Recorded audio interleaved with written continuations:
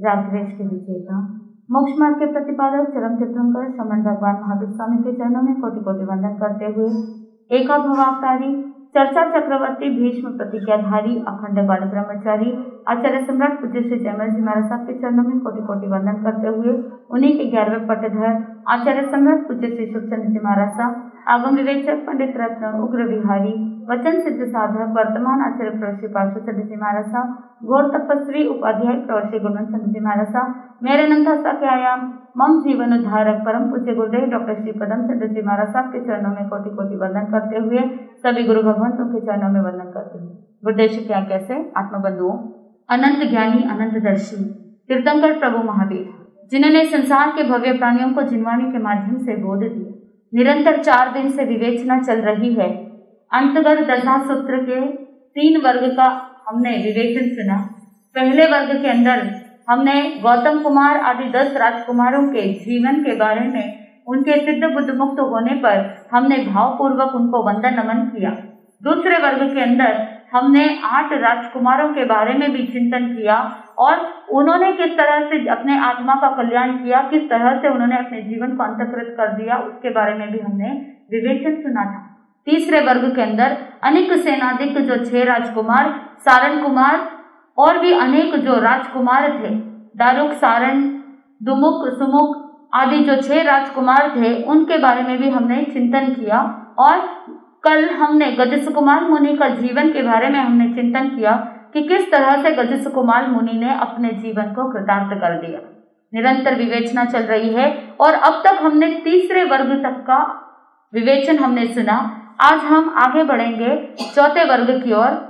जिस समय आर्य सुधर्मा स्वामी को आर्य जम्बू स्वामी सभी शिष्य समुदाय के समक्ष प्रश्न करते हैं, अहो भगवान, आपने 3 वर्ग के भाव फरमाए हैं। 8वें अंग अंतगढ़ दशांग सूत्र के अंदर चौथे वर्ग के अंदर भगवान महावीर स्वामी ने क्या भाव कहे हैं, कृपा करके हमको फरमाइए। उस समय आर्य सुधर्मा स्वामी कहते हैं, उस काल उस समय के अंदर जब द्वारिका नगरी के अंदर अरिहंत अरिष्टनेमी भगवान पधारते हैं तो वहां पर चिंतन देखिए कि जितने भी चारित्रात्माओं का वर्णन अनेक आगमों के अंदर आता है, मैक्सिमम राजकुमार, राजकुमारियां, रानियां, बड़े सेठ, सेठानियां, ये सब क्या करते हैं, संयम अंगीकार करते हैं।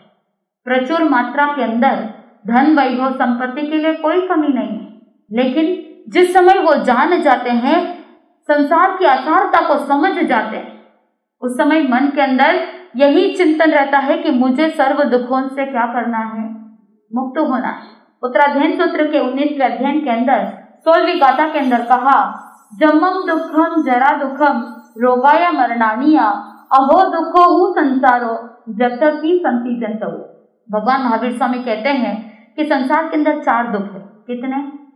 4 दुख, जन्म, जरा, रोग और मृत्यु। जन्म भी दुख है, मरण भी दुख है, रोग भी दुख है और जरा यानी बुढ़ापा।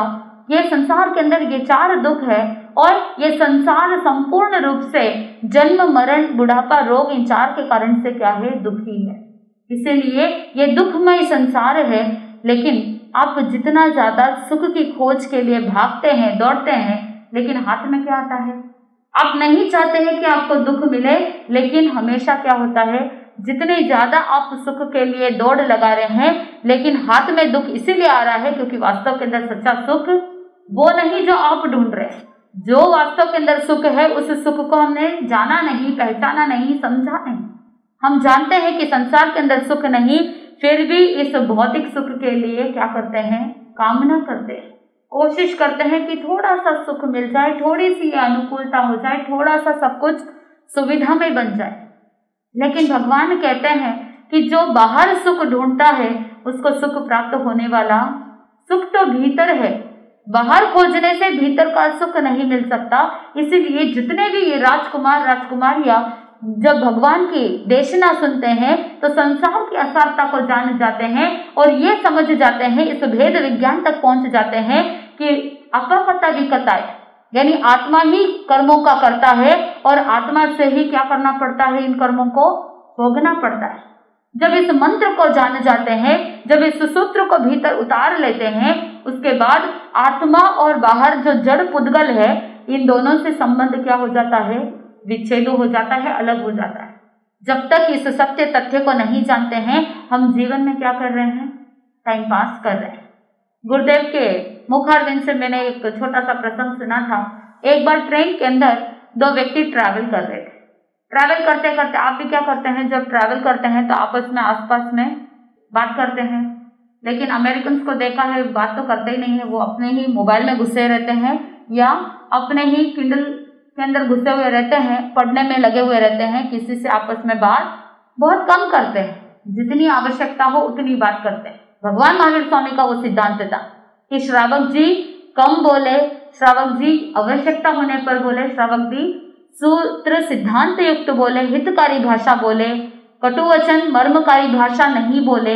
ये सारे वचन व्यवहार भगवान महावीर स्वामी ने दिए थे, लेकिन हम क्या करते हैं, भूल जाते हैं कि भगवान ने क्या बताया था, और हम एक दूसरे की पहचान निकालने के लिए जाते हैं। वर्ल्ड इज सो स्मॉल, दुनिया बहुत छोटी है। बातें करते करते कहीं ना कहीं पहचान निकल जाती है, और फिर आप शुरुआत में थोड़ी सी बात करते हैं, लेकिन आप बातों के अंदर गूंथ देते हैं, बातों में अटक जाते हैं।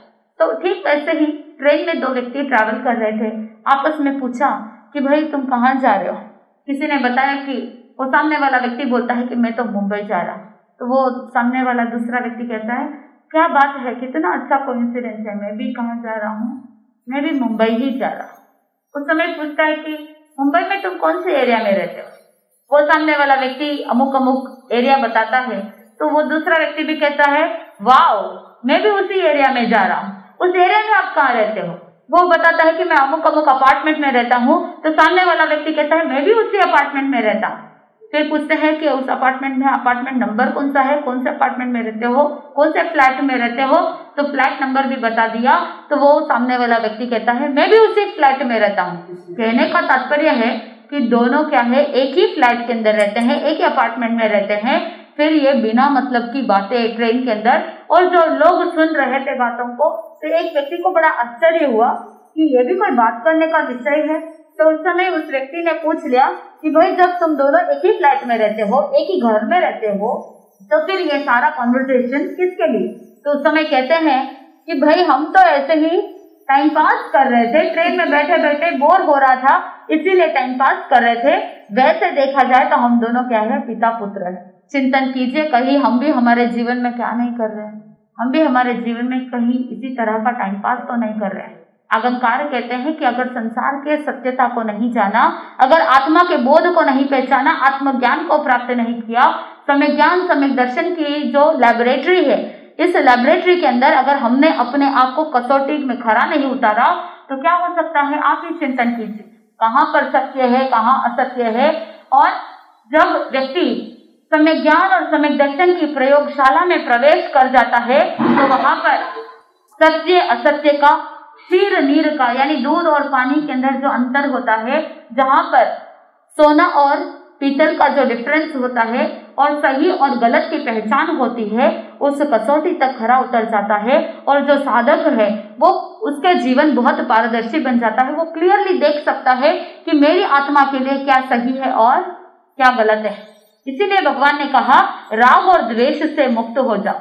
और ये संसार का चक्र किसके कारण से चल रहा है, मैंने आपको बताया, जन्म मरण ही क्या है, सबसे बड़ा दुख है। समस्त दुखों के अंदर सबसे बड़ा दुख है जन्म और मृत्यु का। और ये जन्म मरण का चक्र क्यों चलता है, किसके कारण, कर्मों के कारण ही ये जन्म मरण का चक्र चलता है। और कर्म बंध का मूल कारण क्या है, राग और द्वेष। और ये राग और द्वेष किसके कारण से है, अनंत अनंत तृष्णाएं, जो डिजायर्स है, उन डिजायर्स के कारण से ही ये राग द्वेष बहुत अधिक। कहते हैं, हम कह देते हैं कि कहना बहुत आसान होता है। हम जब कहते हैं तो कुछ लोग आकर के हमको कहते हैं समझे जो आप तो बोल देते हैं, लेकिन करना इतना आसान नहीं होता। आगमकार भी कहते हैं कि ये जो तृष्णाएं हैं, ये जो वासनाएं हैं, ये जो राग और द्वेष है, ये जो जन्म मरण का चक्र है, इससे छूटना बहुत दुष्कर है, बहुत डिफिकल्ट है, लेकिन इम्पॉसिबल नहीं है। कह रहे हैं कि बहुत डिफिकल्ट है क्योंकि इनकी जड़ें क्या है, बहुत गहरी है, इनकी जड़ें बहुत कस करके डीपली रूटेड, बहुत गहरी जड़ें हैं और उन सभी जड़ों का मूल नाम क्या है? तृष्णा, एक्सट्रीम डिजायर्स। इतनी तृष्णाएं हैं, इतनी इच्छाएं हैं, आकांक्षाएं हैं कि जिसकी कोई लिमिट नहीं। जैसे कहते हैं ना स्काई इज सो हाई, ठीक उसी प्रकार हमारी इच्छाएं, हमारी तृष्णाएं इतनी अनंत है, असीम है। एक खत्म नहीं हुआ दूसरा चालू हो जाता है, दूसरा खत्म नहीं हुआ तीसरा चालू हो जाता है। इसीलिए ये चक्र चल रहा है। अहंकार कहते हैं कि हमको धर्म आराधना के अंदर अपने आप को आगे बढ़ाना। अब दूसरा प्रश्न उठता है कि धर्म आराधना कैसे किया जाए। गुरु भगवंत कहते हैं सामायिक करो, माला आदि फेरो, स्वाध्याय करो। तो कुछ लोग आकर के कहते हैं माला फेरने बैठते हैं तो मन नहीं लगता है, मन इधर उधर भागता दौड़ता है। स्वाध्याय करते हैं तो स्वाध्याय करते करते नींद आ जाती है। तो किस तरह से करना चाहिए, कैसे धर्म ध्यान करें? उस समय ज्ञानी पुरुष कहते हैं कि अभ्यास से ही सफलता की प्राप्ति होती। किसी कवि ने बहुत ही सुंदर कहा है, करत करत अभ्यास के जड़मती होत सुजान, रसरी आवत जात है सिल पर पड़े निशान। जब वो कुएं के पास जो रस्सी होती है पानी निकालने के लिए, रस्सी के आने जाने के कारण से उस शिला पर क्या पड़ जाता है? निशान पड़ जाता है। ठीक वैसे ही अभ्यास करते करते जड़ बुद्धि वाला भी क्या बन जाता है? बुद्धिमान बन जाता है। एक बार एक किसी नगर के अंदर एक राजा और रानी ऐसे ही महल के झरोकों में बैठे बैठे बातें कर रहे थे। बातें करते करते राजा इधर उधर नजर दौड़ा रहे थे झरोकों से बाहर, और जैसे ही नजर दौड़ा रहे थे तो देखा उनकी नजर एक जगह पर अटक गई। जैसे ही राजा और रानी की नजर अटकी, सामने देखे तो अश्व की अस्तबल, घोड़ों का जो अस्तबल होता है वहां पर उनकी नजर अटक गई। जैसे ही देखा एक घोड़ी ने एक छोटे से बछड़े को जन्म दिया था, काफी 4-5 महीने का हुआ नहीं था, अभी बहुत छोटा था। तो जैसे ही देखा नजर अटकी तो राजा के मन में विचार आया कि मेरे अंदर शक्ति ज्यादा है या रानी के अंदर। राजा ने रानी से पूछ लिया कि रानी, देखते हैं कि किसके अंदर शक्ति ज्यादा है, मेरे में शक्ति ज्यादा है या आप में ज्यादा है। रानी ने सोचा कि ये बात नहीं होनी चाहिए। अगर कोई पुरुष अगर महिला को कहे कि शक्ति किसमें ज्यादा है, अगर आपको भी पूछे तो क्या जवाब मिलेगा? जो मर्द होते हैं वो तो कहेंगे हमारे अंदर ही शक्ति ज्यादा है। पुरुष का वर्ग कहेंगे कि हमारे अंदर ताकत ज्यादा है, लेकिन नारी की ताकत को नजरअंदाज नहीं कर सकते, क्योंकि ज्ञानी पुरुष कहते हैं नारी सो नरकेश्वरी, नारी सो, अगर नारी चाहे तो व्यक्ति को नरक गति के अधिकारी बना सकती है और ना ही चाहे तो मोक्ष का अधिकारी भी बना सकती है। नारी गृहस्थ का निर्माण करने वाली होम मिनिस्टर कहलाती है, राइट, होम मेकर। तो वो चाहे तो व्यक्ति को कहाँ भेज सकती है, कहाँ पहुंचा सकती है? व्यक्ति को पतन के गर्त में भेज सकती है। और अगर नारी चाहे तो सद शिक्षा दे करके अपने पति का उद्धार कर सकती है। अब रानी ने मन में विचार किया, अगर मैं कहूं कि मेरे अंदर भी शक्ति है तो बिना मतलब का विवाद खड़ा हो जाएगा, कोई फायदा नहीं। इसीलिए रानी ने कहा, भला मैं आपसे कैसे जीत सकती हूँ, आपके अंदर ही शक्ति ज्यादा है। तो राजा कहते हैं नहीं नहीं ऐसा नहीं, चलो एक परीक्षा कर लेते हैं। तो दोनों जाते हैं उस अश्वशाला के अंदर। जैसे ही अश्वशाला के अंदर गए, उस अस्तबल के अंदर उस बछड़े को लिया, राजा ने भुजाओं से उठा करके 4-5 बार 7 बार उसको ऊपर नीचे इस तरह से किया और फिर वापस नीचे रख दिया। अब रानी की बारी थी। अब जब नवजात शिशु होता है तो ज्यादा वजन नहीं होता है, तो रानी ने भी आराम से उसको उठाया और उठाने के बाद पुनः नीचे रख दिया, लेकिन वो 4-5 बार इस तरह से हिला नहीं पाई। अब राजा ने कहा नॉट बैड, रानी आपके अंदर भी काफी शक्ति है। फिर दोनों वापस अपने महलों के अंदर चले गए। राजा तो इस बात को भूल गए, लेकिन रानी के मन में वो बात अभी तक खटक रही थी। इसीलिए रानी ने क्या किया, रानी ने मन के अंदर विचार किया कि राजा को कभी ना कभी मौका दे करके बताना चाहिए। तो उस समय रानी बिना किसी को बताए चुपचाप, किसी को खबर भी नहीं पड़े, इस तरह से रोज अश्वशाला के अंदर जाती और रोज बछड़े को भुजाओं से ऊपर उठाने का प्रयास करती और उसको ऊपर नीचे घुमाती। इस तरह से डेली उसने क्या किया, अभ्यास करना चालू किया। जैसे जैसे अभ्यास करती गई, डे बाय डे, जैसे जैसे वो बछड़ा बड़ा होता गया, 4-5 महीने व्यतीत हो गए। उसके बाद एक दिन राजा रानी जैसे ही बैठे थे, बैठे बैठे मन के अंदर विचार आया। रानी ने सोचा चलो आज परीक्षा लेते हैं। तो उस समय राजा को कहा रानी ने कि राजन, आपको याद है हम अश्वशाला के अंदर हमने एक शक्ति की परीक्षा की थी, चलो क्यों ना हम आज परीक्षा करते हैं, वापस पुनः परीक्षा करते हैं। राजा ने कहा कोई बात नहीं। और उस जो बछड़ा अब 4-5 महीने का हो गया था, जैसे ही राजा ने भुजाओं से उठाने की कोशिश की, लेकिन राजा अब उठा नहीं पाए, क्योंकि 4-5 महीने के अंदर अंदर वो बड़ा भी हो गया था और थोड़ा सा वजनदार भी हो गया था। राजा उठा नहीं पाए और अब रानी की बारी थी। रानी ने आसानी से भुजाओं से आकाश में उठा लिया और 4-5 बार 7 बार घुमा दिया। अब राजा चकित हो गए, राजा अचंभित हो गए। उस समय वो रानी कहती है कि अभ्यास करने से भीतर की क्षमता जागृत होती है। आत्मबल तो सबके अंदर होता है, आत्मा के अंदर अनंत शक्ति है, लेकिन उसको पहचानने वाला चाहिए। अगमकार कहते हैं स्वाध्याय करते समय, धर्म आराधना करते समय हमारे अंदर भी वो क्षमता है, अनंत ज्ञान है, अनंत दर्शन है, लेकिन हमारे भीतर की क्षमताओं को हमको क्या करना चाहिए? जागृत करना चाहिए। जब तक हमारे भीतर की क्षमताओं को हमें ज्ञान नहीं होता है, तब तक ही ये सारा भटकाव और सारे अटकाव। और जिस दिन आत्मज्ञान प्राप्त हो जाता है, जिस दिन हमारी आत्मा की शक्ति की अनुभूति हो जाती है, the day when you understand your potential, everything is done. जिस दिन आत्मा के बल की पहचान हो जाती है, उस दिन से आपकी अध्यात्म की यात्रा प्रारंभ हो जाती है। सिर्फ फर्क कितना है? जब तक आप अपनी क्षमता को पहचानते नहीं। जो बड़े बड़े आचार्य, जो बड़े बड़े साधु के अंदर जो क्षमता है, क्या आप में वो क्षमता नहीं है? जो तीर्थंकर भगवंतों की आत्मा में जो क्षमता है, क्या हमारी आत्मा में वो क्षमता नहीं है? क्षमता है, लेकिन हमने अपनी क्षमताओं को अभी तक पहचाना नहीं। आगमकार कहते हैं कि जैसे जैसे हम अभ्यास करते जाएंगे, धीरे धीरे अभ्यास करते करते एक दिन हम अपनी आत्मा को पहचानना प्रारंभ कर देंगे। शुरुआत के अंदर जिस समय आप कोई भी माला फेरने के लिए चालू करते हैं, तो उस समय आपके मन में रुचि नहीं रहती है, बस फेरना है, इसीलिए क्या करते हैं? जबरदस्ती फेरते हैं। लेकिन थोड़े दिन में जैसे जैसे आप अभ्यास करते हैं, अभ्यास करते करते एक दिन आपके भीतर से उसके प्रति श्रद्धा और रुचि जागृत होती है, और उसके बाद आप स्वतः ही खुद की रुचि से, खुद के इंटरेस्ट से और खुद के आत्म रुचि से आप उसका अभ्यास करते करते आत्म अनुभूति तक पहुंच जाते हैं। इसीलिए आगमकार कहते हैं कि सद शिक्षा से दीक्षा का पथ भी प्रशस्त हो जाता है। आवश्यकता किसकी है? सद शिक्षा की आवश्यकता है। इस चौथे वर्ग के अंदर श्री कृष्ण वासुदेव के जो नगरी के अंदर, द्वारिका नगरी के अंदर जाली, मयाली, उभयालादिक जो 10 राजकुमार थे, उन 10 राजकुमारों का वर्णन आता है। और आचार्य सम्राट पूज्य श्री जयमल जी महाराज साहब ने 67वीं कड़ी के अंदर इन 10 राजकुमारों के बारे में भावपूर्वक वंदन करते हुए बहुत ही सुंदर शब्दों में कहा, धन जाने मयाली उभयालादिक साध, सांबले प्रद्युम्न अनिरुद्ध साधु अगाध, बलि सतनेमि दृढ़नेमि करनी कीली निर्बाध, दसे मुक्ति पहुंचा जिनवर वचन आराध। आत्मबंधुओं, 10 राजकुमार जाली, मयाली, उभयालादिक।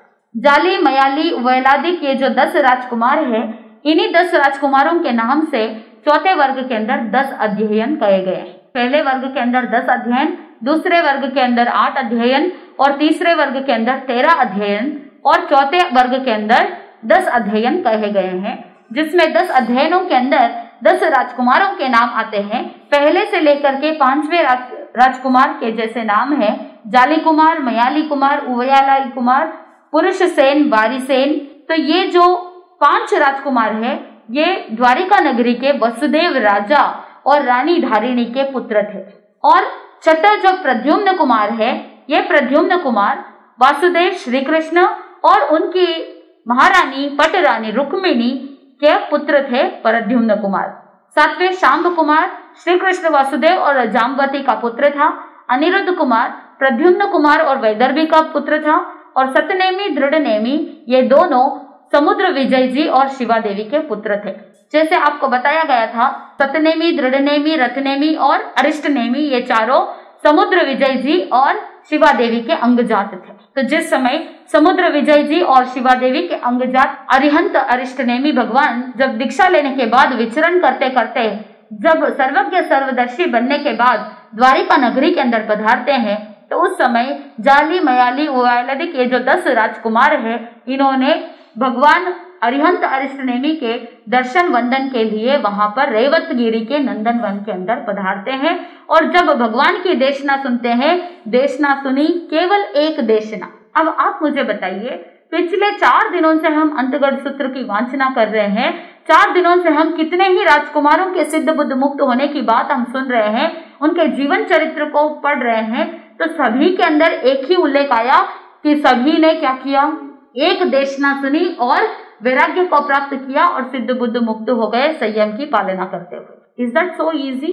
पूर्व भवों के संस्कार उस तरह के थे, पूर्व भवों का पुण्य इतना अधिक था जिसके कारण से इस भव के अंदर एक देशना सुनते ही उनके मन में वैराग्य की भावना जागृत हो गई। तो हमको भी किस तरह से बनना है?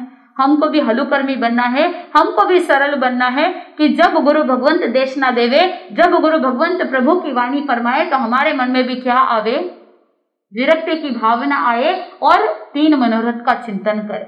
तो जैसे ही ये 10 कुमार देशना सुनते हैं, मन के अंदर विरक्ति के भाव आ जाते हैं, अरिहंत अरिष्टनेमि से हाथ जोड़ करके विनंती करते हैं कि भगवान हम संयम अंगीकार करना चाहते हैं। अब 10 राजकुमारों का एक साथ वर्णन आ रहा है, तो इसका मतलब ये नहीं कि 10 राजकुमार एक साथ जन्मे। जब हम वर्णन सुनते हैं कि 10 राजकुमारों का कि उन्होंने देशना सुनी, उन्होंने संयम अंगीकार करने के लिए आगे बढ़े, तो ये जरूरी नहीं है कि 10 राजकुमार का जन्म एक साथ हुआ, 10 राजकुमार एक साथ देशना सुनने के लिए गए, 10 राजकुमार एक साथ संयम अंगीकार करते हैं, ये जरूरी नहीं है। इन सबका एक साथ वर्णन इसीलिए आता है क्योंकि इन सबका जीवन एक समान है, क्योंकि इन सबका जीवन एक समान है, इसीलिए इन सबका वर्णन एक साथ किया गया है।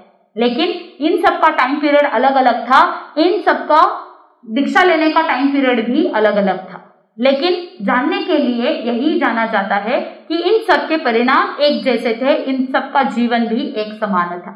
तो अगंकार फरमाते हैं अंतगढ़ सूत्र के अंदर कि ये जो 10 राजकुमार थे, इन सबका पाणी ग्रहण, इन सबका विवाह 50-50 राजकन्याओं के साथ हुआ और प्रीतिदान के रूप में उनके माता पिता 50-50 कोटि चांदी सोनैया आदि अनेक वस्तुओं के माध्यम से उनको प्रीतिदान दिया और उत्तम भवनों के अंदर उत्तम भोगों को भोगते हुए रहने लगे।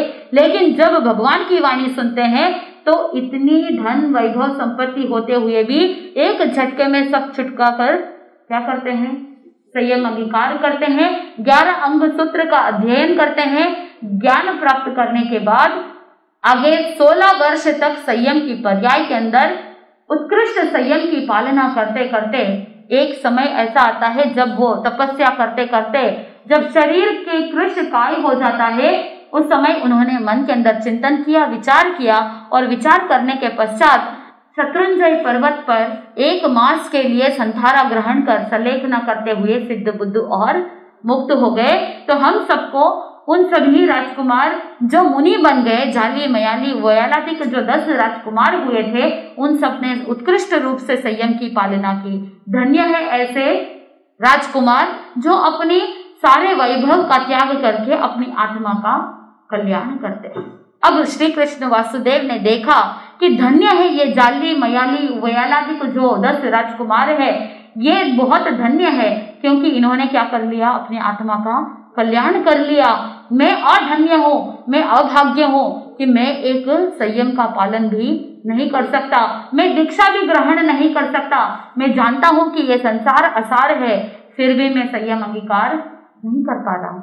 आपके मन में भी आता है कि मुझे भी क्या करना चाहिए, क्योंकि अगंकार कहते हैं बिना चारित्र मोक्ष नहीं है, चारित्र धर्म के बिना मोक्ष की मंजिल मिलनी पॉसिबल ही नहीं है। मनुष्य जन्म मिलना, उत्कृष्ट संयम प्राप्त होना, चारित्र धर्म प्राप्त होना, तभी हम क्या कर सकते हैं, मोक्ष जा सकते हैं। और मोक्ष में भी किस तरह से जा सकते हैं, जिस रूप में जाना है उसी रूप में जाते हैं तो औचित्य है। निगोद के रूप में, एकेंद्र के रूप में अगर जाते हैं तो कोई वांछित लाभ नहीं, क्योंकि वहां जाके वापस आना है। लेकिन जिस रूप में जाना है उसी रूप में जाते हैं तो वापस आने की नौबत नहीं रहती। इसीलिए अगंकार कहते हैं कि धन्य है वो जाली मयाली आदि 10 राजकुमार जिन्होंने संयम अंगीकार किया। अब एक बार ऐसा हुआ कि इन सब कारणों के लिए मोह कारण है। मोह निद्रा के अंदर जब तक रहेंगे मोह आदि आता है, इसीलिए संयम नहीं ले पाते। जानते सब कुछ है, जानते हैं संसार असार है, जानते हैं कि परिवार के अंदर जितने भी सदस्य हैं, जितने भी संसार के अंदर रिश्ते नाते हैं, वो सब स्वार्थ से हैं। जब तक स्वार्थ रहता है तब तक सारे रिश्ते नाते होते हैं, और जिस दिन स्वार्थ की पूर्ति हो जाती है या जिस दिन आपका स्वार्थ नहीं चलता है उस दिन सारे रिश्ते खत्म हो जाते हैं। बस स्वार्थमय संसार है, फिर भी संसार छूटता नहीं, क्योंकि आपका ही मोह कर्म आपको बांध के रखता है। जब तक मोह कर्म जोर कर रखता है तब तक चाह करके भी कुछ भी नहीं कर पाते हैं, क्योंकि पुरुषार्थ की कमी हो जाती है। किसके कारण से? मोह के कारण से। अब श्री कृष्ण वासुदेव एक बार अरिहंत अरिष्ट नेमी भगवान पधारते हैं द्वारिका नगरी के अंदर, नंदन वन के अंदर पधारते हैं, और श्री कृष्ण वासुदेव दर्शन के लिए जाते हैं, वंदन करने के लिए जाते हैं। और मन के अंदर ये खेद तो था, मन के अंदर विचार कर रहे थे, धन्य है जाली मयाली वैलादि कुमार मुनि जो अपनी आत्मा का कल्याण कर चुके हैं, मैं तो कुछ भी कर नहीं पा रहा हूँ। उस समय मन के अंदर विचार किया, क्या ना मैं भगवान को पूछ लूं, क्या मैं कभी दीक्षा ग्रहण कर पाऊंगा? तो भगवान तो सर्वज्ञ सर्वदर्शी थे, उन्होंने मनोगत भाव जान लिए और भगवान ने श्री कृष्ण को संबोधित करते हुए कहा कि हे श्री कृष्ण, तुम्हारे मन में इस तरह के भाव आए सही है क्या? उस समय श्री कृष्ण कहते हैं, भगवान क्या मैं भी दीक्षा ग्रहण कर सकता हूँ? उस समय भगवान अरिहंत अरिष्ट नेमि कहते हैं कि हर एक जितने भी वासुदेव होते हैं वो कृत निदान होते हैं, यानी पूर्व भव में अपने साधना का, अपने तपस्या का, अपने संयम का, साधना का फल मिले तो क्या करना है, मुझे वासुदेव बनना है, इस तरह से निदान कर लेते हैं। इसीलिए वो आगे चल करके क्या बन जाते हैं? वासुदेव बन जाते हैं। अरिहंत अरिष्ट नेमि भगवान कहते हैं कि निश्चित रूप से वासुदेव कृत निदान होने के कारण से वो संयम अंगीकार नहीं कर सकते, क्योंकि प्रत्याख्यानावरण क्रोध मान माया लोभ अभी तक उदय में है, इसीलिए प्रत्याख्यान ग्रहण नहीं कर सकते। आगमकार कह रहे हैं कि अगर हम अपने कषायों को जीत जाएं, मोह कर्म को जीत जाएंगे तो हम प्रत्याख्यान की ओर अग्रसर हो सकते हैं। आपको पता है सामायिक करनी चाहिए, आपको पता है त्याग व्रत प्रत्याख्यान लेने चाहिए, तपस्या करनी चाहिए, आप जानते हैं, लेकिन फिर भी सामायिक नहीं कर पाते।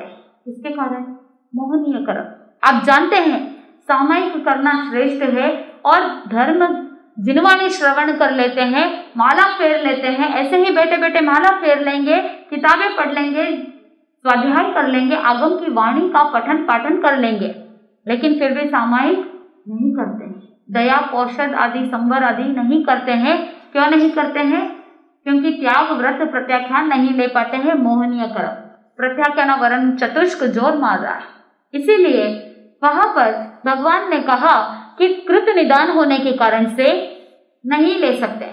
उस समय श्री कृष्ण वासुदेव पूछते हैं कि भगवान आप मुझे कृपा करके बताइए कि मैं किस तरह से मरण को प्राप्त करूंगा, मैं मरकर कहाँ जाऊंगा? उस समय अरिहंत अरिष्ट नेमि भगवान कहते हैं कि तुम यहाँ से काल करके नियम वासुदेव नरक गति के अंदर जाते हैं, कृत निदान होते हैं, और 3 खंड के अधिपति होने के कारण से घोर घमासान करते हैं, युद्ध करते हैं, संग्राम करते हैं। उसके कारण से बहुत सारी हिंसा, त्याग व्रत प्रत्याख्यान बिल्कुल भी नहीं है। अधर्म होने के कारण से क्या हो जाता है, वो एक बार के लिए तो नरक गति के अंदर चले जाते हैं। इसीलिए भगवान ने बताया कि तुम यहाँ से काल करके तीसरी बालुका प्रभा नामक पृथ्वी पर जाकर के जन्म लोगे। अगर किसी को कह दे कि तुम नरक में जाओगे तो कैसी भावना होती है? क्या खुशी होती है कि उदास होते हैं? उदासीनता आ जाती है, शोकाकुल हो जाते हैं। श्री कृष्ण वासुदेव का भी मन क्या हो गया? उद्विग्न हो गया, मन में बहुत उदासी हुई, वो उदास होने लगे। उस समय अरिहंत अरिष्ट नेमि भगवान कहते हैं कि हे श्री कृष्ण, तुम उदास क्यों होते हो? तुम तीसरी पृथ्वी से पुनः आयुष्य पूर्ण करने के बाद इसी भरत क्षेत्र में आने वाली 24 के अंदर अमम नाम के 12वें तीर्थंकर बनोगे।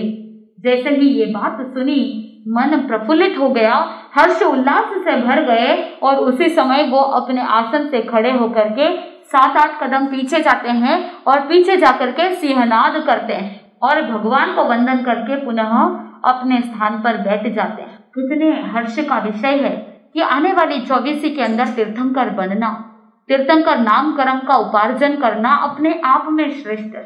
क्योंकि जो तीर्थंकर होते हैं वो तो जन जन के कल्याण के लिए धर्म की देशना बताते हैं और तीर्थंकर के मुखारविंद से इस तरह की बात सुनना अपने आप में बहुत ही आदर्श है।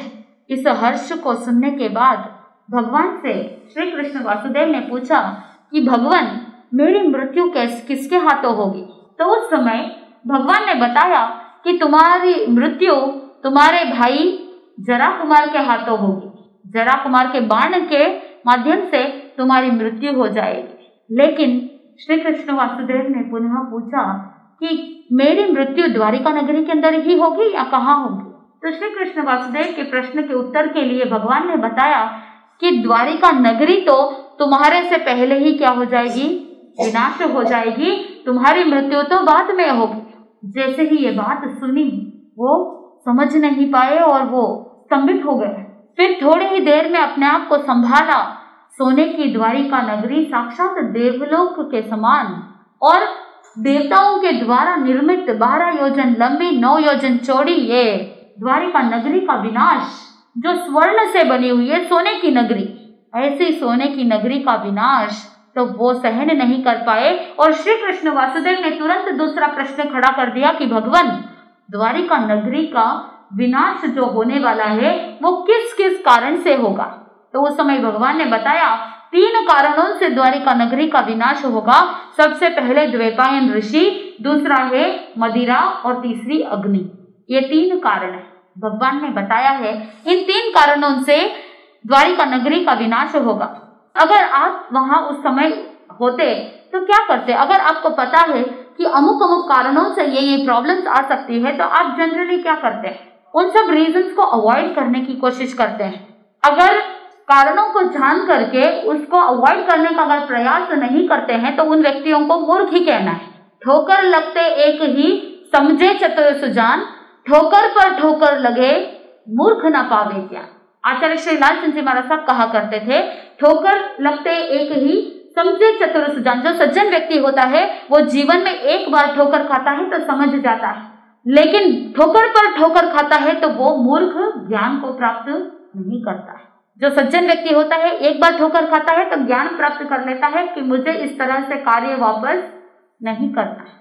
आगमकार कहते हैं कि काल, नियति, स्वभाव, कर्म और पुरुषार्थ ये 5 समवाय बताए जाते हैं। इन 5 कारणों से कोई परिस्थिति खड़ी हो जाती है।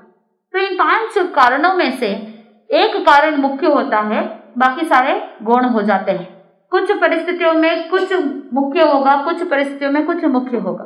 तो जब हम कारणों को जानते हैं तो उनको अवॉइड करने का प्रयास करना चाहिए। अब जब श्री कृष्ण वासुदेव ने जान लिया कि द्वारिका नगरी का विनाश किसके कारण से होने वाला है?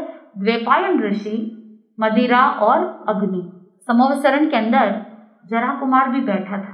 जरा कुमार मन के अंदर विचार करने लगा कि मैं श्री कृष्ण वासुदेव का भाई और भाई होकर के मैं अपने ही भाई को किस तरह से मार सकता हूँ, एक कदापि उचित नहीं है।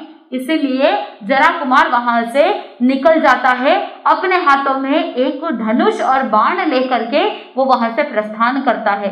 मन के अंदर विचार करता है कि मैं द्वारिका नगरी से इतना दूर चला जाऊं कि वापस द्वारिका नगरी के अंदर आऊं ही नहीं, आना ही नहीं हो। इस तरह से मैं बहुत दूर चला जाता। इधर श्री कृष्ण वासुदेव ने पुनः भगवान से पूछा कि भगवान द्वैपायन ऋषि के कारण से द्वारिका नगरी का विनाश और द्वैपायन ऋषि के मन में द्वारिका नगरी के प्रति इस तरह की भावना क्यों, इस तरह का दुष्भाव क्यों है? उस समय भगवान बताते हैं कि किसी समय के अंदर सांब आदि यादव कुमार है, जब ये सभी यादव कुमार जंगल के अंदर जाएंगे तो उस कदम्ब वन के अंदर घूमते घूमते जहां पर द्वैपायन ऋषि रहेंगे उनको पीटेंगे, फटकारेंगे और उसके कारण से द्वैपायन ऋषि कुपित होकर के क्रोध में आकर के निदान करते हुए द्वारिका नगरी का विनाश कर देंगे। और द्वारिका नगरी का विनाश भी कैसे? कि जब द्वैपायन ऋषि वहां से काल करके अग्नि कुमार नाम का देव बनेगा और द्वारिका नगरी के ऊपर अग्नि बरसाएंगे और ये पूरी द्वारिका नगरी अग्नि में जल करके राख हो जाएगी। जैसे ही ये बात सुनी, तीसरा कारण था मदिरा। यादव कुल के अंदर मदिरा पान का सेवन होता था, बहुत बड़े बड़े भंडार भरे हुए रहते थे। तो उस समय श्री कृष्ण वासुदेव ने पूरे नगर के अंदर आज्ञा फैला दी, ऐलान कराया कि इस नगर के अंदर जहां कहीं भी सुरा है, जहां कहीं भी मदिरा है, उसको सबको क्या कर देना, द्वारिका नगरी के बाहर कदम्ब वन के अंदर फेंका दिया। वहां पर कोई कुंड था और उस कुंड के अंदर, शिला कुंड के अंदर डाल दिया और जो भंडार थे, भंडार के भंडार मदिरा से भरे हुए थे, उन सभी को क्या कर दिया, द्वारिका नगरी से बाहर जो कदम्ब वन था, उस कदम्ब वन के अंदर कादम्बरी नाम की गुफा के नजदीक में जो शिला कुंड था, उस शिला कुंड के अंदर डाल दिया। अब जहां पर बाहर फेंका दिया था सुरा को, कोशिश तो उन्होंने की थी, लेकिन मदिरा को बाहर फेंकाने के बाद बहुत मूसलाधार बारिश हुई। वैशाख का महीना था और भले ही इतनी गर्मी के अंदर, अकाल के अंदर बारिश होना, किसी को बात समझ में नहीं आ रही थी, लेकिन कहते हैं ना कि होनहार को कोई टाल नहीं सकते। और तीर्थंकर भगवंतों के मुखारविंद से जो भविष्यवाणी हुई है, भले ही कितनी भी टाल लो, लेकिन भगवान ने जो अपने ज्ञान में देखा है, वो तो जो उन्होंने भविष्य को देखा, क्योंकि तीर्थंकर भगवंत तो पास्ट को भी जानते हैं, प्रेजेंट को भी जानते हैं और फ्यूचर को भी जानते हैं। उसको कितना भी बदलने की कोशिश करो, लेकिन एक बार तीर्थंकर भगवंतों ने अपने ज्ञान में देख लिया, तो जो केवलियों ने अपने ज्ञान में देखा है वही होने वाला है। इसीलिए जीवन के अंदर कभी कोई कठिन परिस्थिति आ जाती है तो घबराने की आवश्यकता नहीं, मन में ये दृढ़ विश्वास होना चाहिए कि केवली भगवंतों ने, तीर्थंकर भगवंतों ने अपने ज्ञान में जो देखा है वो निश्चित रूप से होगा। 1 इंच कम या ज्यादा हो नहीं सकता है, इसीलिए मुझे अनावश्यक इस तरह से व्यतीत होने की आवश्यकता नहीं है। अब जैसे ही मूसलाधार बारिश हुई तो जो ये सुरा बाहर फेंकवाई गई थी जंगल के अंदर, पानी के प्रवाह के कारण से वहां जो एक कुंड था, उस कुंड के अंदर, कदम्ब वन के अंदर भर गया और लंबे समय तक भरे रहने के कारण से, एक जगह पर रुके रहने के कारण से वो मदिरा के अंदर और ज्यादा नशा चढ़ गया। एक बार संयोग देखिए कि ये जो भी यादव कुल के जितने भी कुमार थे, इन यादवों ने मन के अंदर विचार किया, वैशाख का महीना था, भयंकर गर्मी थी और इस गर्मी के कारण से वो कदम्ब वन के अंदर घूमने के लिए गए। घूमते घूमते बहुत प्यास लगी और वहां पर कदम्ब वन के अंदर कादम्बरी गुफा थी, जहां पर द्वैपायन ऋषि ध्यान कर रहे थे। अब पूरे नगर को तो पता ही था कि द्वारिका नगरी का विनाश किन किन कारणों से होने वाला है। तो जब यादवों ने देखा उन ऋषि को, तो ऋषि को पूछा कि भाई आप कौन हैं? तो उस समय वो द्वैपायन ऋषि कहता है कि मैं द्वैपायन ऋषि हूँ, मैं द्वारिका नगरी का हितैषी हूँ और मैं श्री कृष्ण वासुदेव पर बहुत अनुराग रखता, इसीलिए मैं यहाँ पर दूर कादम्ब वन के अंदर, कादम्बरी गुफा के अंदर ध्यानस्थ बैठा हूँ, अपनी साधना कर रहा। लेकिन इधर यादव जो घूमते घूमते प्यास लग रही थी, उन्होंने उस कुंड के अंदर देखा, प्यास बहुत लगी थी इसलिए थोड़ा सा पिया, क्योंकि वहां उसके अंदर नशा था तो उनको बहुत टेस्टी लगा, क्योंकि वो बहुत स्वादिष्ट हो गया था। स्वादिष्ट होने के कारण से थोड़ा और पिया और ज्यादा पीने के कारण से नशा चढ़ गया। अब नशे के अंदर वो द्वैपायन ऋषि को जैसे ही पूछा, द्वैपायन ऋषि ने कहा कि मैं द्वैपायन ऋषि हूँ, तो वो यादव कुमार कहने लगे कि द्वैपायन ऋषि के कारण से ही श्री कृष्ण की क्या होने वाली है, द्वारिका नगरी का विनाश होने वाला है। इसीलिए उन यादवों ने कहा, उन यादवों के अंदर एक सांब नाम का यादव था, उस सांब ने कहा कि तुम क्या द्वारिका नगरी का विनाश करोगे, तुमसे पहले तुम विनाश करो, उससे पहले हम ही तुम्हारा क्या कर देंगे, नष्ट कर देंगे। उसको जोरदार से पकड़ करके उसको इधर उधर किया, 4-5 बार पटका और खूब पीटा कि द्वैपायन ऋषि का शरीर लहूलुहान हो गया, खून की धाराएं बहने लगी। और वहां पर उस तरफ खाई थी और जैसे ही उस नशे के अंदर, पता तो नहीं था यादवों को कि वो क्या कर रहे हैं, इतने जोर से पीट रहे थे कि वो वहां पर खाई में जाकर के गिर गए।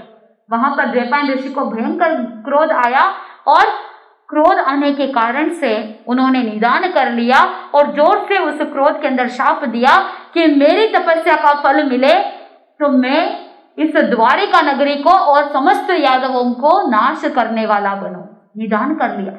और जैसे ही इस बात को सुना तो एक यादव जिसका थोड़ा होश था वो भाग करके श्री कृष्ण वासुदेव के पास जाता है, पूरी बात बताता है।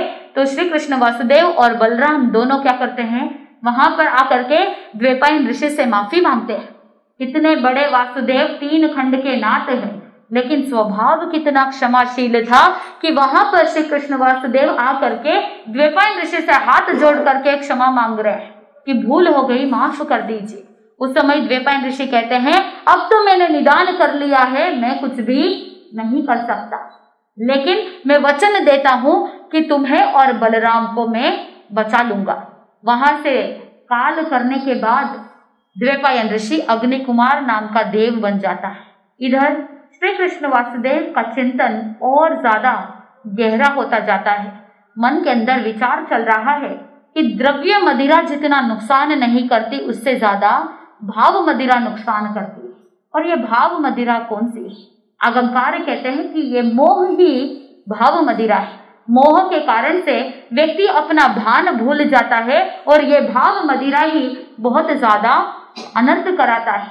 इसीलिए श्री कृष्ण वासुदेव ने चिंतन किया कि वैसे भी द्वारिका नगरी का विनाश होने वाला है, और अगर अब मैं मोह के अंदर डूबा हुआ रहूंगा तो न मैं अपनी आत्मा का कल्याण कर पाऊंगा और न ही द्वारिका नगरी के अंदर जितने भी प्रजाजन है वो भी अपने आत्मा का कल्याण कर पाएंगे। इसीलिए द्रव्य मदिरा से भी ज्यादा किसका ध्यान होना चाहिए, किसका त्याग करना चाहिए? भाव मदिरा का त्याग करना चाहिए। इसीलिए नगर के अंदर आने के बाद, राजमहल के अंदर आने के बाद नगर के अंदर आज्ञा फैला दी कि द्वारिका नगरी का निश्चित ही विनाश होने वाला है और विनाश न हो, इसीलिए श्री कृष्ण वासुदेव ने मन के अंदर विचार करने के बाद आयंबिल की तपश्चर्या चालू करवा दी। प्रतिदिन कोई ना कोई एक सदस्य एक परिवार से आयंबिल करना चाहिए। तो जिस दिन एक परिवार के अंदर कोई एक सदस्य आयंबिल कंप्लीट कर लेता तो उसके आगे जो घर होता था उस घर के अंदर संदेश पहुंचा दिया जाता था, और जब संदेश मिल जाता तो उस परिवार के कोई ना कोई एक सदस्य क्या करता, आयंबिल करता। जब तक द्वारिका नगरी के अंदर आयंबिल की तपश्चर्या चलती रही, श्री कृष्ण वासुदेव का विश्वास था कि धर्मो रक्षति रक्षितः। अगर हम धर्म की रक्षा करते हैं तो धर्म हमारी रक्षा स्वतः ही करता है। तो लेकिन आज के जमाने में हम क्या कर रहे हैं, हम सब अपनी अपनी रक्षा करने में लगे हुए हैं और धर्म की रक्षा भूल गए।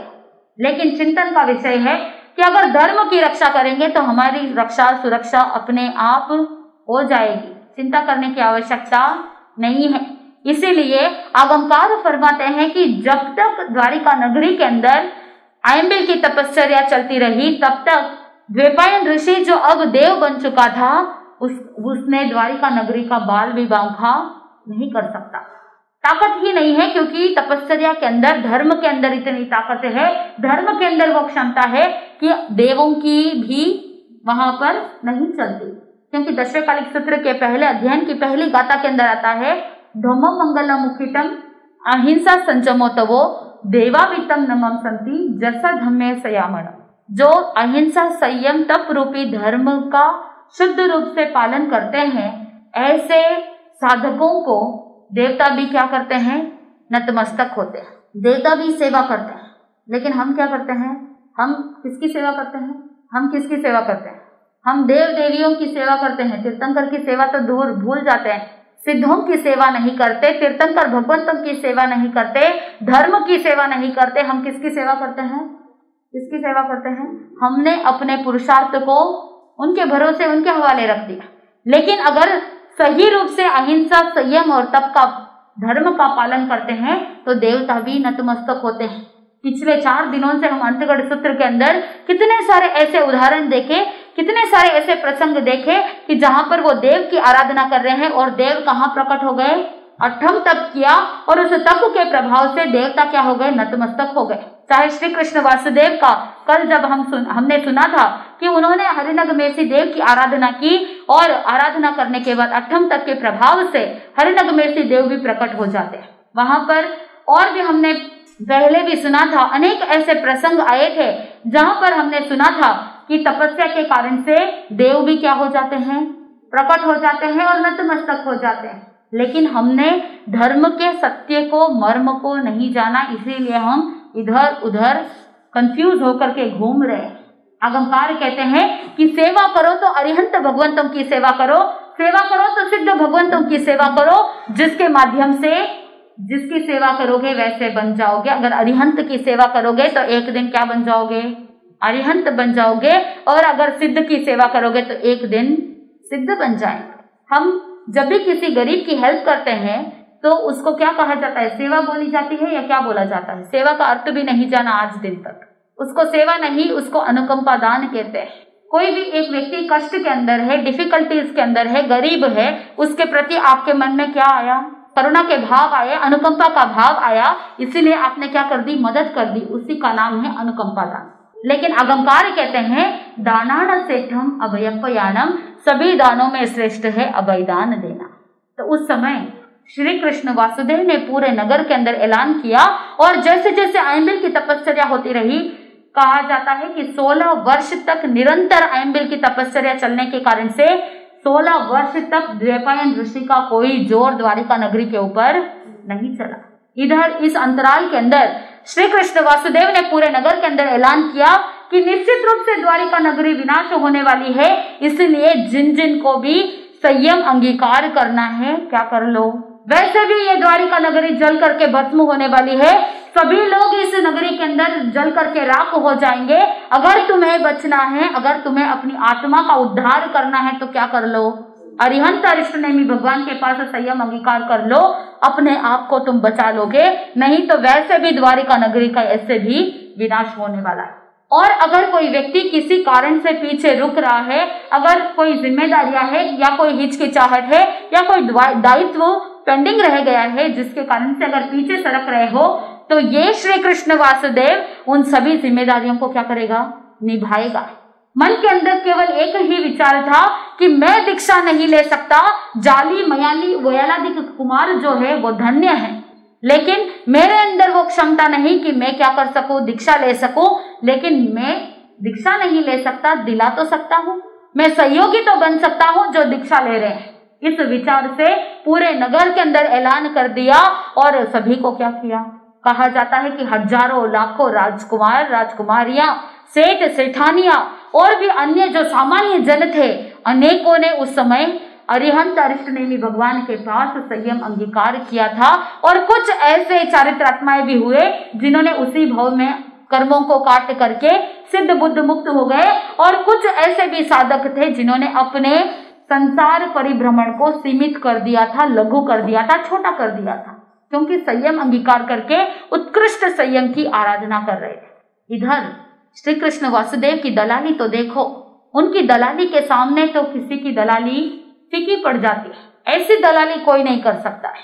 हजारों लाखों लोगों को अभयदान दिलाना, हजारों लाखों लोगों को अपने राजकुमार, अपनी रानियां, पट रानियां, राजकुमारियों को, राजकुमारों को, सेठ सेठानियों को, सभी को क्या किया? दीक्षा दिलवाई। वास्तव के अंदर इस दलाली के कारण से ही श्री कृष्ण वासुदेव ने क्या किया? तीर्थंकर नाम कर्म का उपार्जन किया।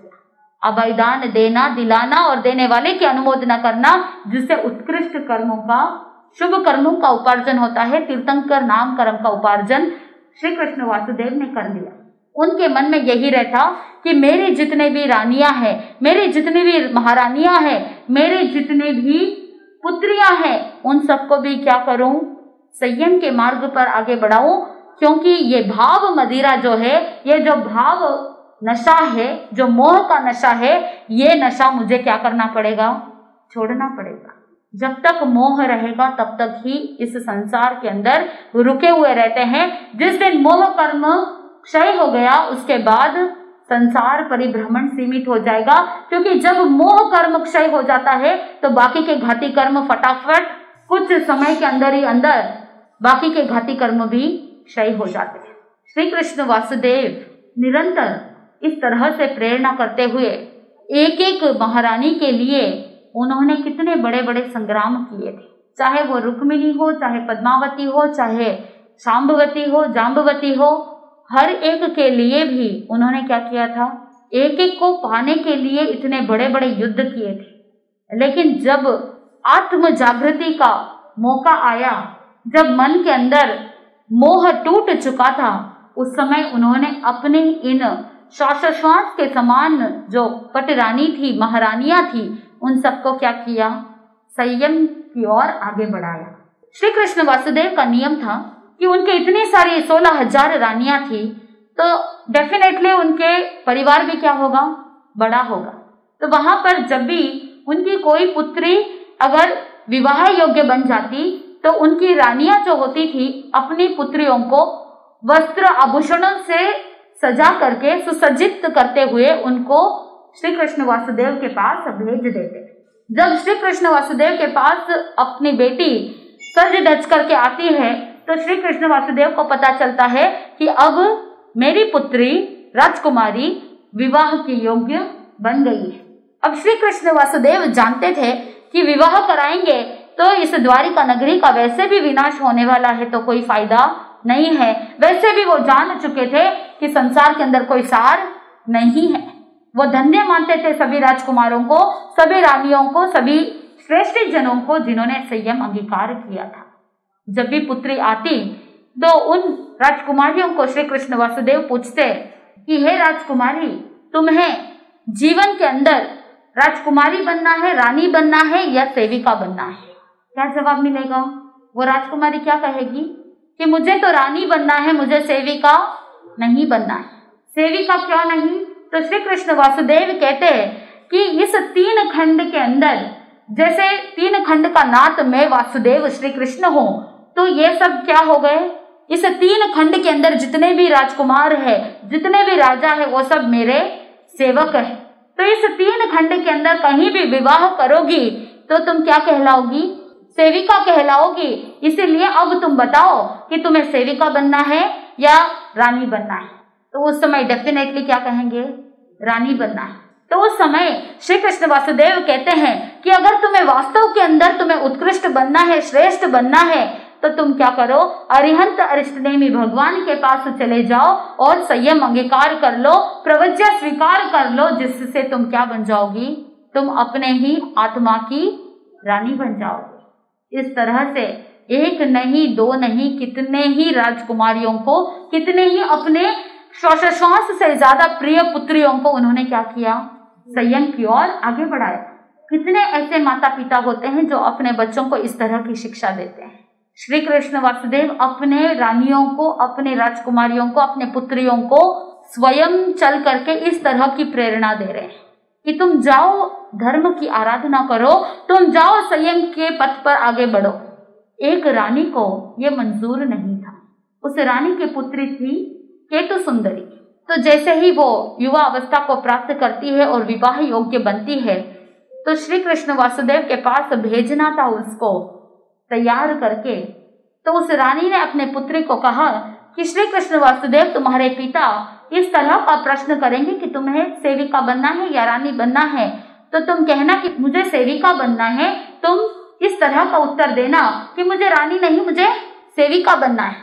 तो जैसे ही वो केतु सुंदरी को तैयार करके श्री कृष्ण वासुदेव के पास भेजते हैं, तो श्री कृष्ण वासुदेव ने जैसे ही प्रश्न किया, तो वो पुत्री अपने माँ के कहे अनुसार कहती है कि मुझे सेविका बनना है।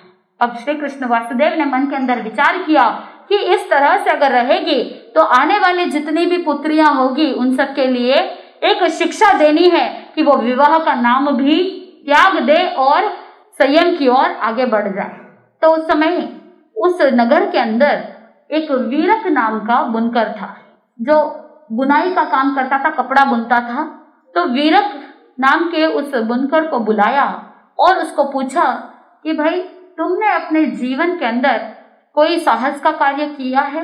तो उस समय वो कहता है कि कहाँ, ये मेरे अंदर इतना साहस नहीं कि मैं कुछ ऐसा कोई साहस का कार्य मैं कर सकूं। उस समय श्री कृष्ण ने कहा कि तुम याद करो, कोई तो साहस का कार्य किया होगा जीवन में। तो उस समय वो जो वीरक नाम का बुनकर था उसने कहा कि हाँ, जहां तक मुझे याद है मैंने एक बार जो बेर का पेड़ है उस पेड़ के ऊपर एक गिरगिट बैठा था और उसको मैंने पत्थर मार के, जैसे ही उसके ऊपर पत्थर मारा, गिरगिट जिसको कैमेलियन बोलते हैं, तो उस गिरगिट को जैसे ही पत्थर मारा तो वो वहीं पर मर गया। ये एक साहस का कार्य मुझे याद है। और दूसरा मुझे याद आता है कि जब वो जो बैलगाड़ी के अंदर जो पानी की चेल होती है, पानी की जो थैली होती है, उसमें से पानी बाहर निकल रहा था, तो उस पानी को मैंने अपने पांव से क्या कर दिया, उसकी प्रवाह को रोक दिया था। ये कोई बड़ा कार्य है क्या? फिर भी वो वीरक मानता है कि ये बहुत बड़ा साहस का कार्य है।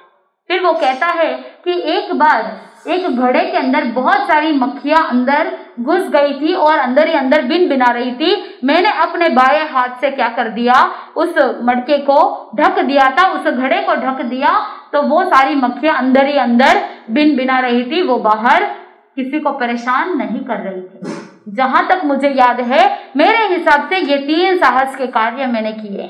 श्री कृष्ण वासुदेव वहां से चले जाते हैं और उस वीरक को कहते हैं कि तुम कल राजसभा के अंदर आना। अब केतु सुंदरी को भी बुलाया गया। इधर श्री कृष्ण वासुदेव बड़ा छड़ा करके वीरक की प्रशंसा कर रहे हैं।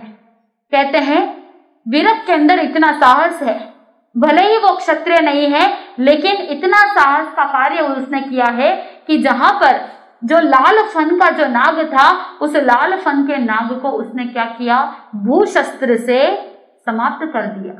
पत्थर यानी भूशस्त्र। श्री कृष्ण वासुदेव की कला तो देखिए कि वहां पर वो कह रहा है कि जो घट समुद्र है, घट सागर है, घट यानी घड़ा, जो घट सागर है, उस घट सागर के अंदर जो भी सेना थी, उस सेना को उसने बाएं हाथ से क्या कर दिया, उस सेना को रोक के रखा। और जो जल गंदा हो गया था, जिस गंदे जल, जो गंगा नदी का जो प्रवाह था, उस गंगा के प्रवाह को उसने अपने पैर से रोक दिया। कहाँ पानी का थोड़ा सा प्रवाह था, कहाँ गंगा का प्रवाह। इस तरह से श्री कृष्ण वासुदेव ने उस राजसभा के अंदर उस वीरक की प्रशंसा की और कहा कि ये भले ही क्षत्रिय नहीं है, लेकिन क्षत्रिय के समान इसके अंदर इतना साहस है कि इसको मैं क्या कर सकता हूँ, इसको मैं अपना दामाद बना सकता हूँ। इसीलिए मेरी पुत्री केतु सुंदरी का विवाह किसके साथ कर रहा हूँ, वीरक के साथ कर रहा हूँ। वो वीरक इतना गरीब था, उसके घर में पहनने के लिए अच्छे कपड़े भी नहीं, अच्छे छोड़ करके जो कपड़े हैं वो फटे पुराने कपड़े थे और झोपड़ी के अंदर रहने वाला फटे टूटे बर्तन थे। ऐसे झोपड़ी के अंदर रहने वाला वो वीरक, लेकिन श्री कृष्ण वासुदेव को तो मन में हित भावना थी। माता पिता भले ही बाहर से कठोर शिक्षा देते हैं, लेकिन भीतर उनके मन में सामने वाले के प्रति, अपने बच्चों के प्रति हित की भावना होती है।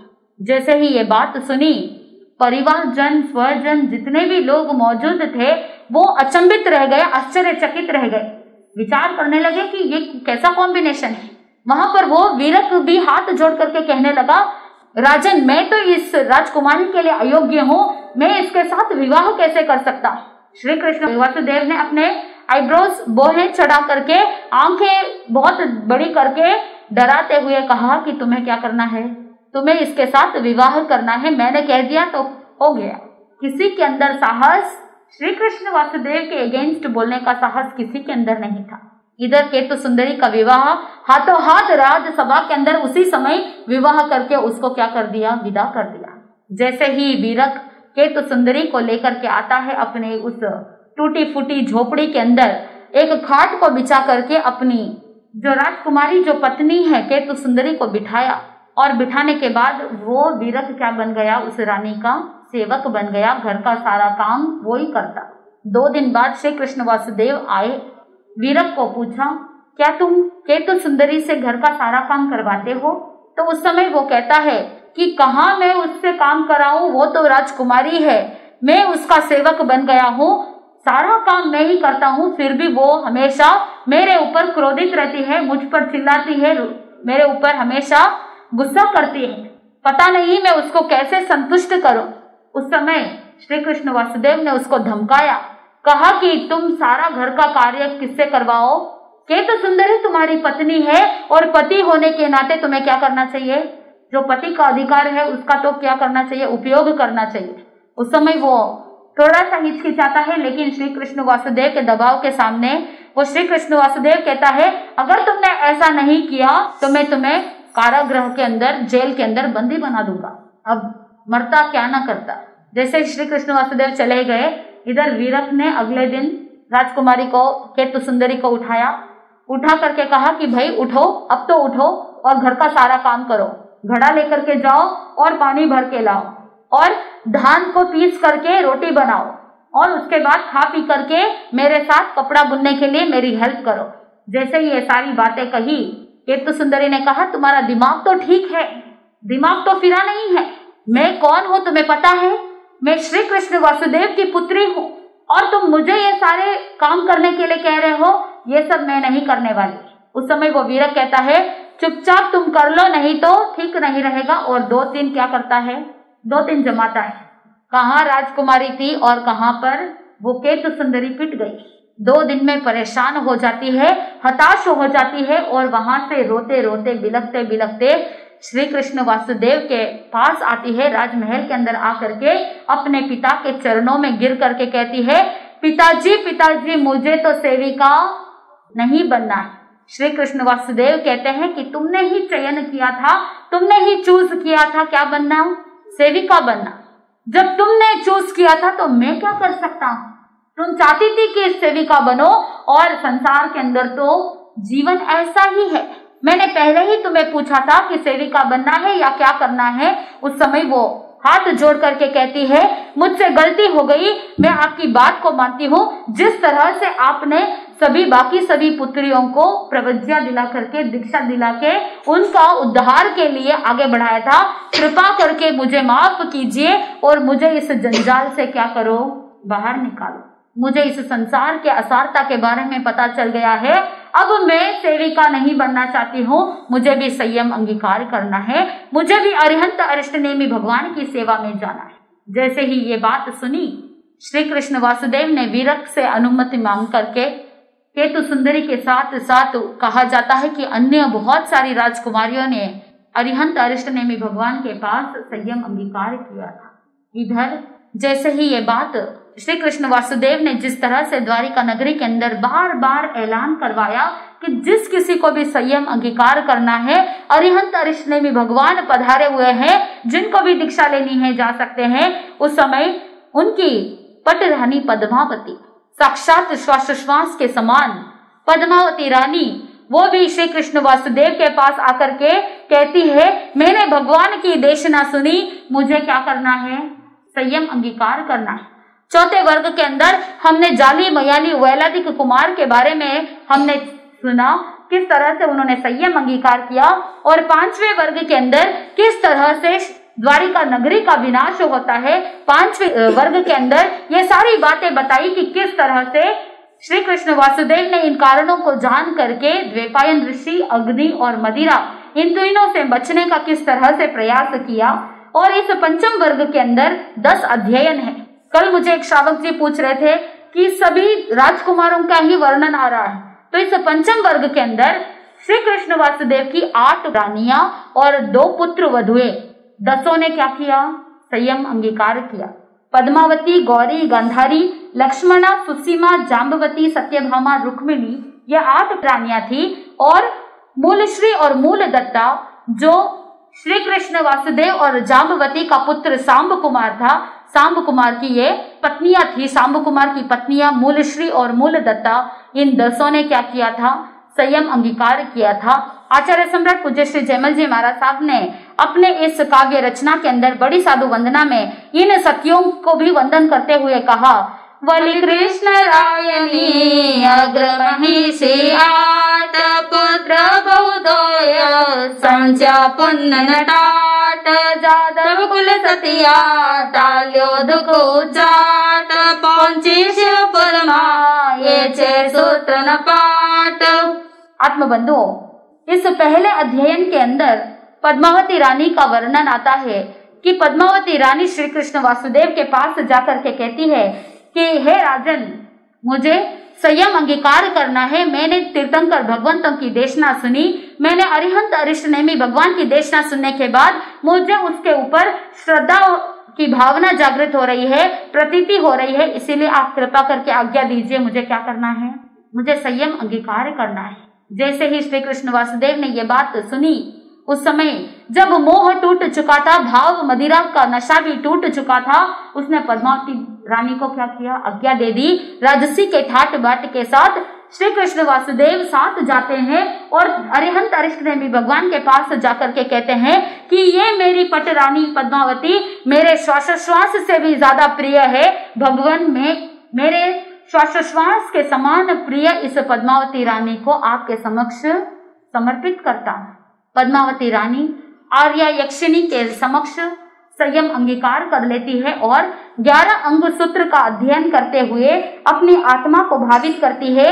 कभी एक उपवास, बेला, तेला, पंचोला, 15 मास खमन, ऐसे अनेक तपश्चर्या करते करते 16 वर्ष तक संयम की पर्याय को पालन करते हुए जिस समय शरीर एकदम कायकृश हो जाता है, उस समय सलेखना संधारा करते हुए, 1 मास संधारा करते हुए क्या करती है, सिद्ध बुद्ध और मुक्त बन जाती है। ठीक उसी प्रकार पहले अध्ययन के बाद दूसरा अध्ययन आता है गौरी, श्री कृष्ण वासुदेव की दूसरी रानी गौरी। ठीक उसी प्रकार जैसे द्वारिका नगरी के अंदर श्री कृष्ण वासुदेव जिस तरह से बाकी सभी रानियां राजकुमारियां संयम अंगीकार करती है, अरिहंत अरिष्टनेमी भगवान की देशना सुन करके वो भी विरक्ति को प्राप्त कर लेती है। ठीक उसी प्रकार चाहे गौरी, गांधारी, सुसीमा, जाम्बवती, सत्यभामा, 8 जो रानियां थी, उन्होंने संयम अंगीकार करते हुए उत्कृष्ट रूप से संयम की आराधना करते हुए 1 मास संधारा का पालन करते हुए क्या हो जाती है,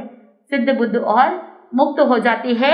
और मैंने पहले ही आपको बताया कि जिस तरह से श्री कृष्ण वासुदेव का जो पुत्र था, श्री कृष्ण वासुदेव और जाम्बवती का पुत्र शांब कुमार और शांब कुमार की पत्नियां मूलश्री और मूल दत्ता, इन्होंने भी क्या किया था, उन्होंने भी श्री कृष्ण वासुदेव से आज्ञा लेकर के संयम अंगीकार करते हुए अपनी आत्मा का कल्याण किया था। पद्मावती के समान इन सभी ने अपनी आत्मा को ज्ञान, दर्शन, चारित्र, तप, रत्नत्रय की उत्कृष्ट साधना करते हुए सिद्ध बुद्ध और मुक्त बन जाती है।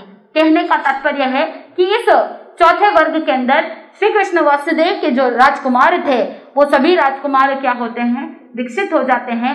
तो चौथे वर्ग के अंदर 10 अध्ययन और 5वें वर्ग के अंदर भी 10 अध्ययन, जिसमें पद्मावती, गौरी, गांधारी आदि 10 के अंदर 8 रानियां और 2 पुत्र वधु है। ऐसे कुल मिलाकर के 10 का उल्लेख आता है कि उन्होंने उत्कृष्ट संयम की साधना करते हुए अपनी आत्मा को अंतकृत कर दिया, आत्मा के लक्ष्य को प्राप्त कर लिया। तो इस तरह से अनेक ऐसे चारित्रात्माएं हैं जिन्होंने अपनी आत्मा का लक्ष्य प्राप्त कर लिया। धन्य है ऐसे जीव, धन्य है ऐसे चारित्रात्माएं जिन्होंने अपनी आत्मा का लक्ष्य प्राप्त कर लिया है।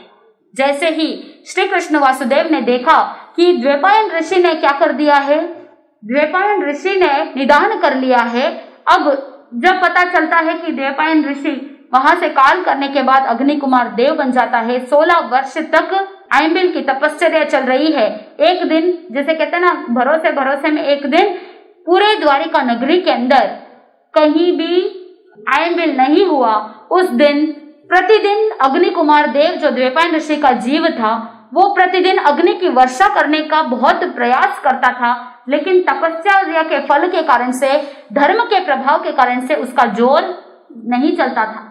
जिस दिन आयम्बिल नहीं हुआ, उस दिन द्वैपायन ऋषि का जोर चला और उसी के कारण क्या हुआ, उसने अग्नि कुमार देव ने अग्नि की वर्षा की और पूरी द्वारिका नगरी जलने लगी। और जैसे ही जल रही थी, वहां पर चीख चीख करके चिल्ला रहे हैं, कहीं कोई रो रहा है, कहीं कहीं करुण क्रंदन हो रहा है, लेकिन कोई बचाने के अंदर समर्थ नहीं है। उस समय कितने लोगों को वहां पर श्री कृष्ण वासुदेव ने कहा कि वहां पर अग्नि वर्षा हो रही है, ये द्वारिका नगरी जल रही है, अब भी समय है, चेत जाओ। अगर किसी को संयम अंगीकार करना है तो नगर के बाहर चले जाओ, तुरंत निकल जाओ। लेकिन उस दिन कहते हैं कि कोई वहां से निकल नहीं पाया।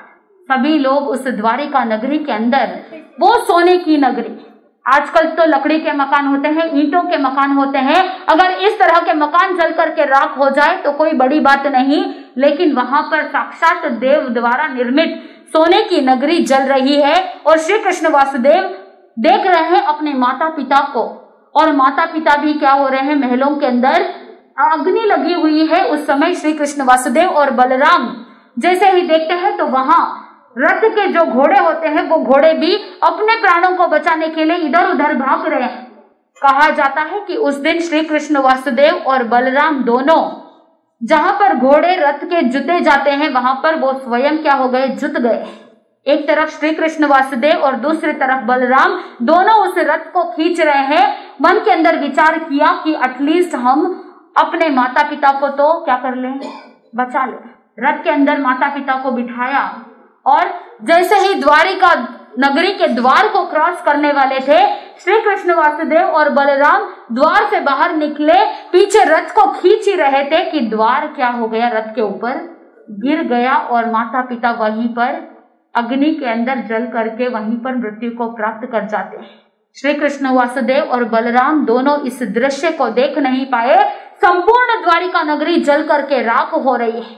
इस करुण क्रंदन को देखा नहीं गया और अरिहंत अरिष्टनेमि भगवान ने पहले से ही भविष्यवाणी की थी कि तुम जिस समय तुम्हारी मृत्यु कैसे होगी कि वहां पर श्री कृष्ण वासुदेव आगे चल रहे हैं, चलते चलते पांडु मथुरा की ओर जाएंगे, उस कौशाम्बी वन के अंदर जाएंगे और किस तरह से श्री कृष्ण वासुदेव का वहां पर अंतिम समय आएगा, किस तरह से श्री कृष्ण वासुदेव वहां से काल करते हुए किस तरह से अपनी आत्मा को, कहा जाता है जरा कुमार जैसे आगे निकल गए थे। जरा कुमार, मैंने आपको पहले ही बताया था कि जरा कुमार द्वारिका नगरी से बहुत दूर निकल गए थे, बाहर निकल गए थे ताकि श्री कृष्ण वासुदेव की हत्या उनके हाथों न हो। अब कहाँ जाना, श्री कृष्ण वासुदेव और बलराम विचार कर रहे थे। विचार करते करते बलराम ने कहा कि हम पांडु मथुरा चलते हैं क्योंकि पांडव तो हमारे ही है, वो मना नहीं करेंगे। तो वहां से पांडु मथुरा की ओर प्रस्थान करते हैं। जैसे ही प्रस्थान किया पांडु मथुरा की ओर, बीच में चलते चलते श्री कृष्ण वासुदेव को बहुत प्यास लगी। इधर बलराम श्री कृष्ण वासुदेव को कहते हैं कि आप बहुत थक गए हैं, इस पेड़ के नीचे आप क्या करो, विश्राम करो, मैं अभी पानी लेकर के आता हूँ। बलराम तो गए थे पानी लेने के लिए, इधर श्री कृष्ण वासुदेव लेटे थे। संयोग ऐसा हुआ कि वो जरा कुमार शिकार के लिए उसी वन के अंदर आया हुआ था और उस कौशाम्बी के अंदर शिकार के लिए जैसे ही वो शिकार ढूंढ रहा था, दूर से वो शिकार को ढूंढ रहा था, कोई पक्षी की आवाज सुनने का प्रयास कर रहा था कि कहीं मुझे कोई पक्षी दिखे, कहीं कोई आवाज सुने तो मैं अपना बाण चलाऊं। इधर श्री कृष्ण वासुदेव के पैरों के अंदर, पक्तली के अंदर वो पद्म के समान वो चमक रहा था।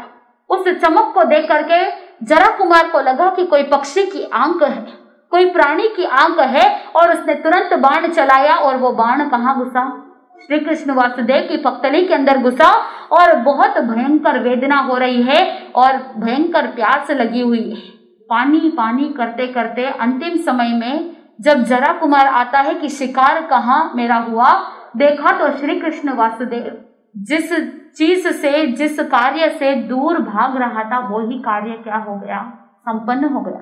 मन के अंदर बड़ा दुख हो रहा है, वो बार बार माफी मांग रहा है, मैं जानबूझ करके मैंने आपके ऊपर बाण नहीं चलाया, मुझसे गलती हो गई, मुझे माफ कर दीजिए। श्री कृष्ण वासुदेव कहने लगे कि तुम यहाँ से चले जाओ, अगर बलराम आ जाएगा तुम्हें जिंदा नहीं छोड़ेगा, इसीलिए तुम क्या करो, तुम यहाँ से चले जाओ। वो बार बार माफी मांग रहा है और दो ही क्षण के अंदर श्री कृष्ण वासुदेव के भाव भी परिवर्तित हो गए, क्योंकि जो नरक के कर्म बांधे हुए थे तो अंतिम समय में परिणाम भी कैसे आएंगे, जिस गति में जाना है वैसे ही परिणाम आएंगे। तो वहां पर श्री कृष्ण वासुदेव चिल्लाते हैं, चीखते हैं, दुष्ट, तुमने ऐसा दुस्साहस किस तरह से किया। और अंतिम समय में पानी पानी करते हुए अर्थ ध्यान, रौद्र ध्यान के परिणाम के कारण से वहां से काल करके कहाँ चले जाते हैं, तीसरी नरक के अंदर चले जाते हैं। इधर जरा कुमार वहां से निकल जाता है। अगंकार कहते हैं सोने की नगरी द्वारिका नगरी भी विनाश हो गई। श्री कृष्ण वासुदेव का पद भी समाप्त हो गया। संसार के अंदर कुछ भी स्थायी नहीं है। इसीलिए श्री कृष्ण वासुदेव ने इस सत्यता को जानने के बाद, इस संसार की नश्वरता को जानने के बाद, क्षण भंगुरता को जानने के बाद, एक एक को प्रेरणा करते करते हजारों लाखों लोगों को क्या किया, संयम अंगीकार करवाया। और उसी अभयदान के कारण से ही तीर्थंकर नाम कर्म का उपार्जन किया, क्योंकि उनको पहले ही नरक का आयुष्य बांध चुके थे और उसके बाद उनको क्षायिक सम्यक्त्व की प्राप्ति हुई थी। इसीलिए तीसरे नरक से जिस समय वो वहां से निकल करके आयुष्य पूर्ण करते हुए भरत क्षेत्र के अंदर अमम नाम के आने वाली 24 के अंदर 12वें तीर्थंकर बनेंगे। तो धन्य है ये सारी सतियां जिन्होंने संयम अंगीकार करते हुए, उत्कृष्ट संयम की साधना करते हुए, एक मास का सलेखना संतारा करते हुए अपनी आत्मा का उद्धार कर लिया। वास्तव के अंदर वह दिन धन्य है जिस दिन हम भी सब क्या करेंगे, अपने तीनों मनोरथों को पूर्ण करेंगे।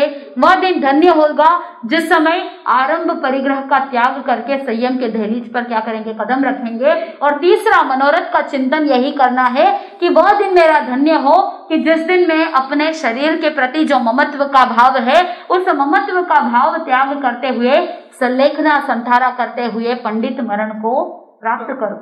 अंतिम समय ऐसा आए कि मैं अपने पूरे जीवन के अंदर जो भी पाप हुए हैं, जो भी गलतियां हुई, जो भी स्खलनाएं हुई, जो भी अतिक्रमण हुआ, उसका मैं अंतिम समय में अतिक्रमण का प्रतिक्रमण करते हुए अंतिम समय में अकाम मरण नहीं सकाम मरण, पंडित मरण सलेखना संतारा द्वारा अपने इस जीवन के अंदर धर्म की आराधना करते हुए, पाप की आलोचना करते हुए आराधक बनूं।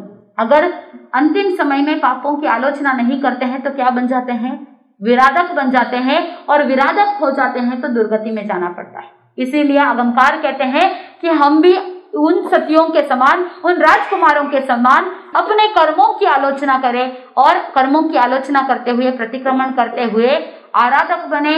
तो जैसे जैसे हम धर्म की आराधना करेंगे, धर्म की रक्षा करेंगे, तो स्वयं की रक्षा स्वतः ही हो जाएगी। तो अंतर्गत सूत्र का जैसे जैसे वांचन हो रहा है, जैसे जैसे विवेचन हो रहा है, आज के दिन आपको ये एक शुभ संकल्प लेना है कि मैं चाहे कुछ भी हो जाए, मुझे अपने धर्म की रक्षा, कौन सा धर्म, गृहस्थ धर्म या आत्मा का धर्म, और आत्मा का धर्म कौन सा है, सम्यक ज्ञान, सम्यक दर्शन, सम्यक चारित्र, सम्यक तप, यही आत्मा का धर्म है। अहिंसा, संयम और तप यही धर्म है, यही उत्कृष्ट मंगल है।